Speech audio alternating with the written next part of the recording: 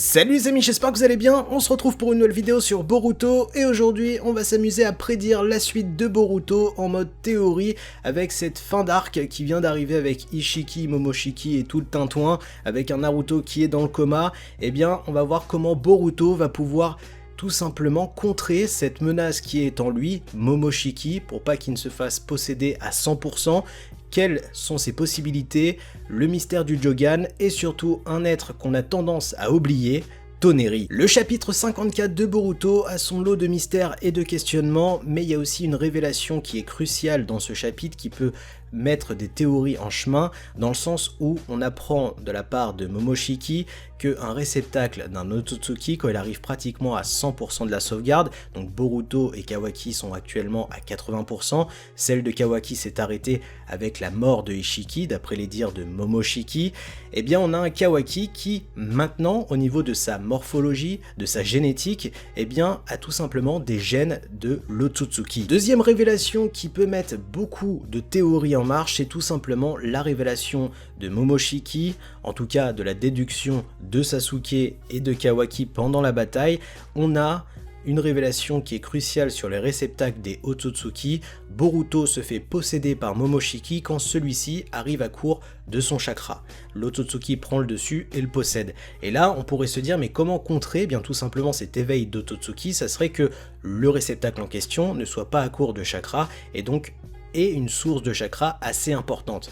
On peut implanter un bijou à l'intérieur de cet être ou tout simplement l'éveil du mode ermite, tout comme Naruto l'a eu avec Minato et Jiraiya, qui permettrait tout simplement au réceptacle de tout simplement ne pas être à court de chakra. Mais pour moi, ces deux solutions sont trop évidentes et c'est pour ça que pour moi, il reste un personnage qui pourrait grandement aider Boruto dans l'histoire, c'est tout simplement Toneri. Rappelez-vous dans l'épisode 8 de Boruto, alors certes, ce n'est pas dans le manga papier, mais dans l'animé, on a quand même des informations qui sont en plus du manga, comme actuellement dans l'arc Kara, on a des développements de personnages de Kara qu'on n'a pas eu spécialement dans le manga, donc pour moi je prends toujours ça comme un plus, et on sait que Toneri, eh bien, il a rendu visite à Boruto en lui disant que son œil, ce Jogan, eh bien, c'est un œil pur et c'est l'œil de l'espoir. Même si, eh bien, le monde connaîtra le désespoir, eh bien, il serait l'ultime espoir pour le reconstruire. Et à l'époque, beaucoup de personnes pensaient que ce Jogan, cet œil spécial de Boruto, était un cadeau de Toneri, et c'est vrai que ça aurait pu le faire, mais pour moi, cet œil est réellement lié à la génétique que Boruto a hérité de ses parents. On le sait, Naruto était la réincarnation de l'un des fils de l'ermite Rikudo, de Hagoromo, et de l'autre côté, on a une descendante de Hamura, qui est la princesse Obyakugan Hinata. Donc pour moi, ce Jogan est lié tout simplement à la génétique et à la descendance de Hamura et de Hagoromo. Donc pour moi, concernant le Jogan, eh bien c'est une évolution ultime, entre guillemets, du Tessengan. On a le Byakugan, le Tessengan et le Jogan. Pour moi, c'est l'évolution ultime, c'est vraiment un œil que Boruto a obtenu grâce à sa génétique qui est très spéciale. Pourquoi je vous parlais de Toneri en début de vidéo?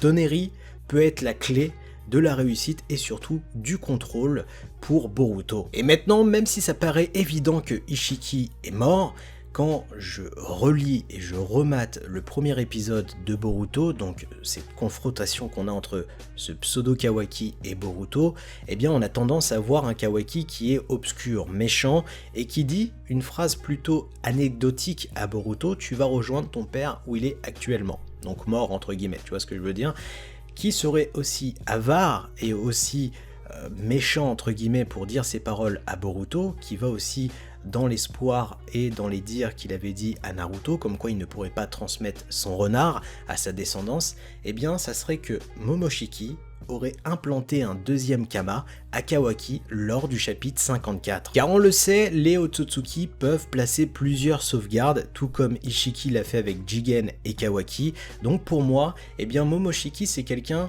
c'est un putain d'haineux. C'est le genre de mec, quand tu lui fais une crasse, on l'a vu avec Sasuke, bah il se venge fois 1000. Donc pour moi, quand il a vu que Kawaki l'a mis en difficulté et que tout simplement il allait faire échouer son plan, eh bien il a placé une sauvegarde en lui pour tout simplement prendre possession de ce corps-là pour une vengeance et anéantir totalement Boruto, Naruto et toute la descendance des Uzumaki.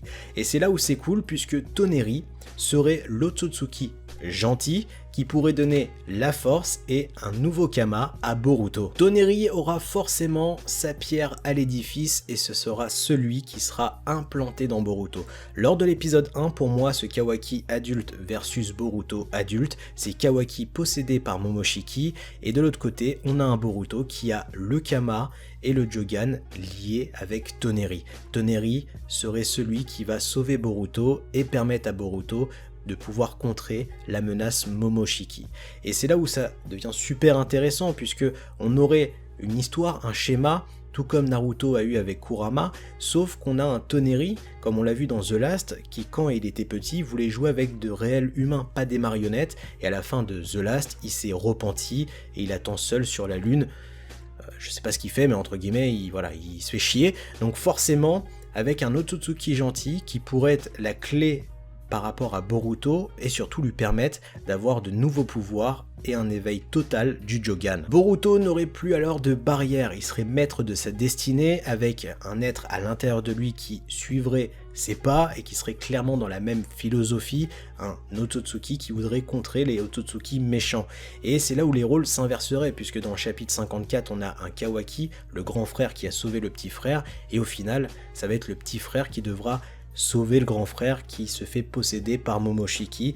On aurait un Boruto qui serait capable et surtout qui va apprendre toutes les techniques des Otsutsuki et sûrement et peut-être l'éveil d'un manteau de chakra tout comme Toneri l'a fait avec son Tessengan. Imaginez un manteau de chakra avec le Jogan, ça serait juste une hype absolue. Et dans ce schéma là on a un Boruto qui serait juste hypant. Pourquoi ? Puisqu'il aurait un chemin similaire à son père, mais totalement opposé en termes de puissance et en termes d'évolution. Puisque, comme on le sait dans le chapitre 1, on a un Boruto qui nous affirme que c'est son histoire, que son père y a certes contribué, mais juste un court laps de temps. Donc on le sait, Naruto, il y a un moment où il va passer l'arme à gauche. Quoi qu'il arrive, il va mourir, ou alors avec la perte de Kurama, si jamais Kurama est réellement mort, on aurait un Naruto qui serait totalement nerfé et un Boruto qui serait totalement puissant grâce à cette évolution de puissance, grâce à ce nouveau Kama lié à Toneri. Donc à voir si Boruto réussira à sauver Kawaki contrôlé par Momoshiki avec son nouvel ami, ce nouveau Otsutsuki en lui, Toneri, mais je pense que on est dans un shonen, donc on aura un Boruto qui va réussir à sauver son ami tout comme Naruto a réussi à sauver Sasuke, et surtout, eh bien il nous faut la bataille finale digne des dieux, avec la hiérarchie des Otsutsuki qui arrive sur Terre.